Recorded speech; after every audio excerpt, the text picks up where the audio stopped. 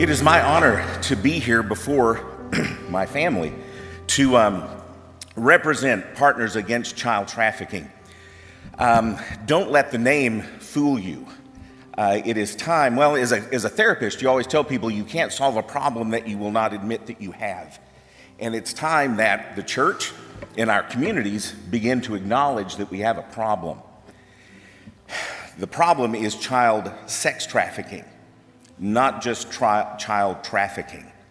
And I know that hurts the sensibilities of some ears this morning, and yet it's absolutely necessary that we take the blinders off and see what's going on in the world in which God has placed us to be His ambassadors. Well, I think the thing to keep in mind is that, when you think of addiction, we all have the system to be victim to this. And so I think to the point of acknowledging that this is something that there we go, but for the grace of God is very important. Because the minute you think that you can't have a problem is when you can end up having a problem. There's an obligation for the church to help men look and examine their lives, look at how the pornography addiction is affecting their families, their sons, their daughters. Because once you're in an addiction, it's very, very difficult, and you can't do it alone. If you don't have God on your side, it's going to be almost impossible to try to break that addiction. I want to give you a couple of numbers that I feel are extremely important to this discussion. The first is that the average age of the first internet porn use is 10 years old. A study that was done just this year reported that all men in America 19 years, between 19 and 30, so all 20-year-olds, that over 8 out of 10 were looking at hardcore pornography weekly. And that doesn't stop when they turn 30. That doesn't stop when they get married. And if the numbers are true, half the men in this room are looking at hardcore pornography on a regular basis. Pornography fuels child sex trafficking. It fuels it because those children are needed in the porn industry.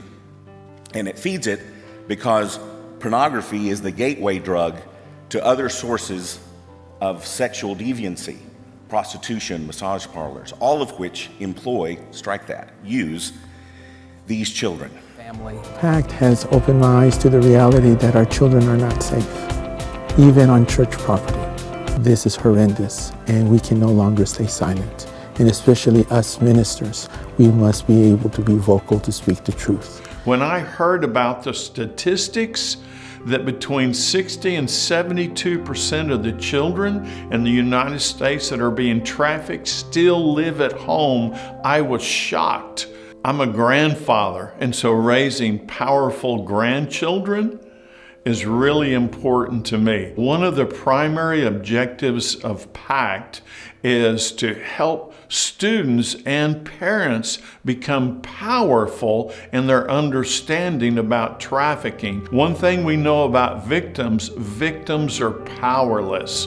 But through a lot of the programs and the different things that PACT is doing, students are becoming powerful and are able to make really solid, healthy decisions. So that's why I'm so grateful for what PACT does, the ways that they're out there helping people understand this issue and see the connection between pornography and these women who are being trafficked. We need to be praying before God for these people.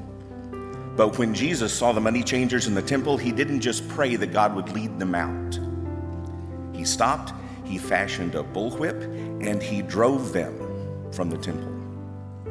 It is time, brothers and sisters, that we stop, fashion a bullwhip, and drive child sex trafficking from the temple. PACT will give you an opportunity to do that. So we invite you to partner with us as our passion is to eradicate sex trafficking. So join us, and thank you so much. God bless you.